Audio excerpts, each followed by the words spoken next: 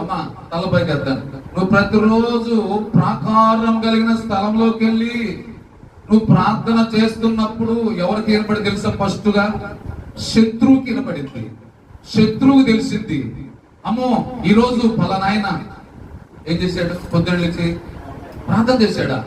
ఎవరు భయం వచ్చింది ముందు? నీ శత్రువు ఉంటాడే వాడికి భయం వచ్చింది. ఏంటి, నేను రోజు ప్రార్థన చేస్తున్నాడా? నిన్న వెళ్ళి ప్రార్థన చేస్తాడా? ఈ రోజు వెళ్ళి ప్రార్థన చేస్తున్నాడు, అమ్మో రేపు వెళ్ళి ప్రార్థన చేస్తున్నాడా?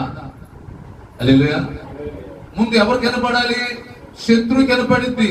అంటే నీ యొక్క పరిస్థితి రోజు కూడా నువ్వేం చేస్తున్నావు? ప్రార్థనకి వెళ్తున్నావా? బైబిల్ చదువుతున్నావా? దేవుని మోకరిస్తున్నావా? ఇది చేయటంతో మొట్టమొదటి ఎవరు తెలిసింది? శత్రువుకు తెలిసింది. హల్లెలూయా.